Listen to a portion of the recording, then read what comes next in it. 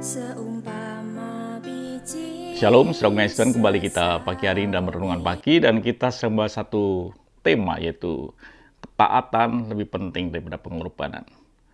Obedience is more than sacrifice. Saudara kasih Tuhan, kita telah belajar kemarin bahwa ketaatan itu kita melakukan persis apa yang Tuhan perintahkan. Saudara kasih Tuhan, tapi yang Tuhan inginkan sedikit berbeda, saudara.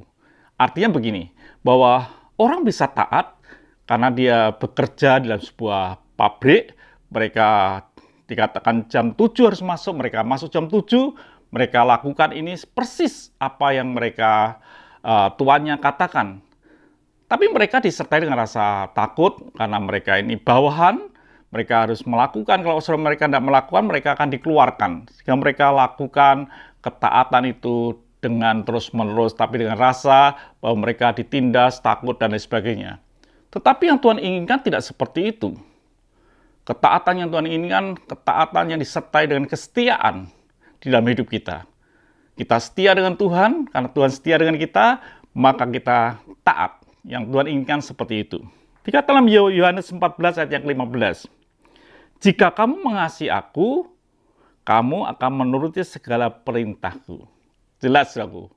Ternyata ketaatan yang Tuhan inginkan didasari dengan hati yang mengasihi Tuhan. Bukan takut dihukum, bukan takut mengalami musibah, bukan. Kalau kita memberi perpuluhan, takut, kalau tidak memberi nanti langit tertutup dan lain sebagainya. Bukan itu. Pemberian kita, ketaatan kita akan firman Tuhan, itu didasari karena kita ini mengasihi Dia. Karena Tuhan berkata, jikalau kamu mengasihi aku, otomatis kamu akan menuruti segala perintahku. Ini menuruti segala perintah Tuhan secara utuh ya. Bukan sebagian, tapi segala. Semua perintah Tuhan akan dituruti kalau kamu mengasihi aku. Artinya juga begini, kalau kamu tidak menuruti perintah Tuhan, berarti kamu tidak mengasihi akan Tuhan. Ini harus saudara ngerti bahwa hidup ini. Apakah saudara mengasihi Tuhan atau tidak? Kalau saudara mengasihi Tuhan, saudara akan menuruti perintah Tuhan. Dari kita melakukan perintah Tuhan berdasarkan kita mengasihi akan Tuhan. Kalau kita menuruti perintah Tuhan berdasarkan kita mengasihi diri kita sendiri, kita bisa seperti Saul, di mana kita bisa ambil barang-barang yang kita sukai, yang sesuai dengan kita. Kita hanya bisa melakukan sebagian perintahnya, tapi kita tidak bisa melakukan secara utuh. Karena kita mengasihi Tuhan, juga mengasihi diri kita sendiri. Tidak bisa, saudaraku. Tuhan ingin dalam hidup ini kita mengasihi Tuhan. Kita akan menuruti segala perintah Tuhan dengan rela dalam hidup ini. Jadi hidup kita ini harus mengasihi Tuhan. Dikatakan dalam Yohanes 14 ayat yang ke-23, jawab Yesus, jika seorang mengasihi aku, ia akan menuruti firman-Ku. Jelas ya, mengasihi Tuhan akan menuruti perintah Tuhan atau menuruti firman Tuhan. Dan Bapakku akan mengasihi dia, dan kami akan datang kepadanya dan diam bersama-sama dengan dia.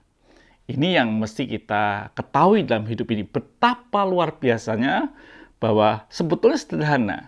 Ketika kita bisa mengasihi Tuhan, otomatis kita akan menuruti segala perintahnya. Kalau kita punya anak-anak dan anak-anak itu mengasihi kita, bukan mengasihi dirinya sendiri.